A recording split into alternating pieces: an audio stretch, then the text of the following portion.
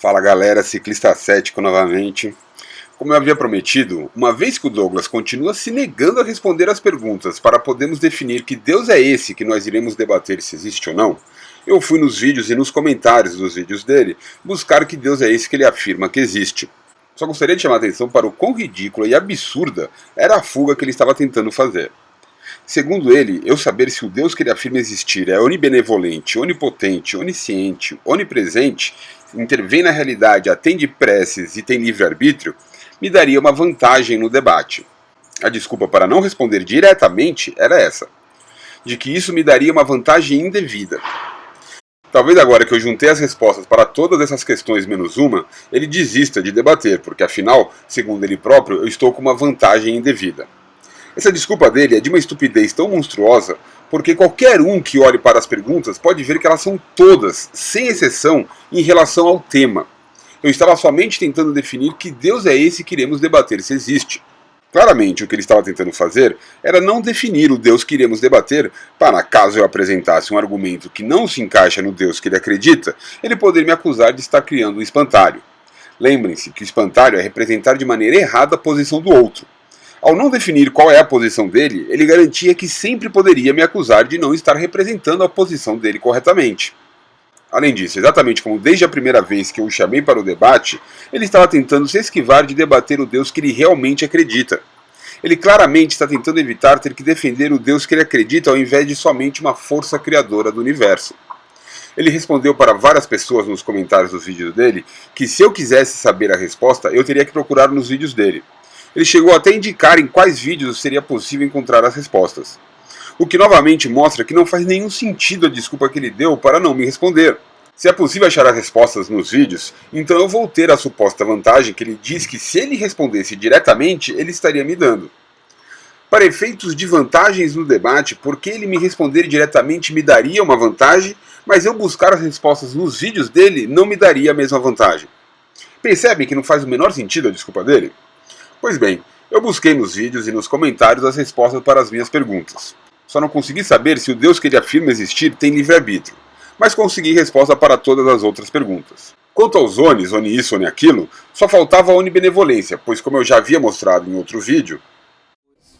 Aceite Deus como Ele é.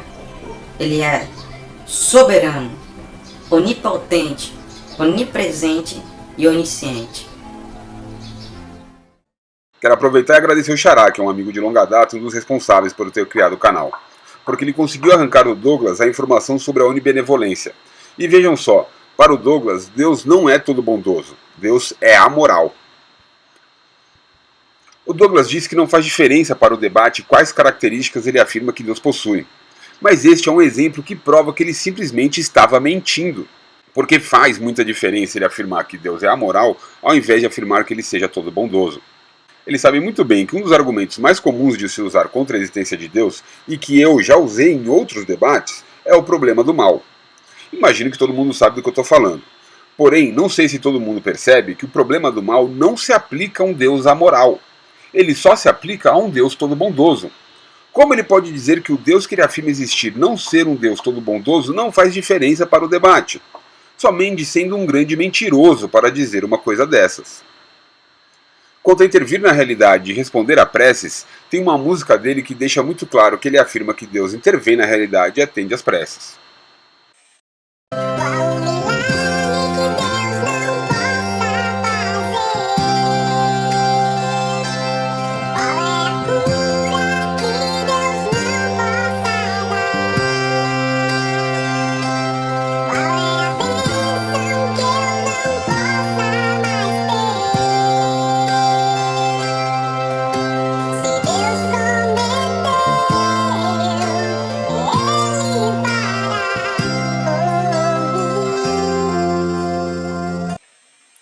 Só faltou saber se ele afirma se Deus tem ou não livre-arbítrio.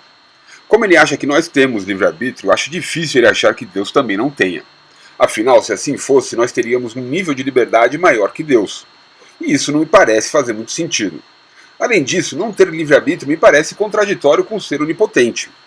Eu preferia que ele respondesse se para ele Deus tem ou não livre-arbítrio. Mas se ele não responder, eu vou encarar que a visão dele é como a da maioria dos cristãos, e portanto ele acha que Deus tenha livre-arbítrio. Agora, vou deixar claro que se ele não acha que Deus tem livre-arbítrio, ele deixar eu ir para o debate achando que ele acha que tem, é ser mau caráter. Pois deixar eu montar uma argumentação contra um Deus que ele sabe que não é o que ele acredita, somente para eu perder parte do meu tempo no debate apresentando um argumento que não se aplica ao Deus que ele afirma existir, é ser mau caráter. Se ele me acusar de estar criando espantalho, então, aí é porque ele simplesmente não presta mesmo. Se recusar a definir que Deus é esse que ele afirma existir, saber que a outra pessoa está com uma ideia errada e deixar ela apresentar argumentos somente para acusá-la de estar criando espantalho, é baixo demais até mesmo para ele. Portanto, Douglas, aí está. É só marcar a data para debatermos a existência do Deus que você afirma existir. Ou seja, um Deus onipotente, onipresente, onisciente, amoral, que interfere na realidade, atende preces e tem livre-arbítrio. Agora quero deixar uma coisa clara de uma vez por todas. Saber que é contra a existência desse Deus que eu vou montar uma argumentação, não falar nada e durante o debate dizer que não é bem isso que você acredita, vai ser mau caratismo da sua parte. Me acusar de criar um espantalho, então, vai provar para todos que você simplesmente não presta. E uma vez que você afirma ser deísta, eu sou um cristão deísta. Cristão porque eu creio em Jesus, creio em Deus, e deísta porque eu cheguei à conclusão pela razão, não simplesmente pelas tradições religiosas. Espero que você apresente motivos lógicos para acreditar em um Deus com essas características. Estou esperando você marcar a data e se quiser fazer algum esclarecimento com relação a qualquer um desses pontos, faça agora. Caso contrário, estará claro para todo mundo que este é o Deus que você afirma existir. E, portanto, o que esperamos que você defenda que existe, e que eu irei defender que não faz sentido acreditar que exista. Estou esperando.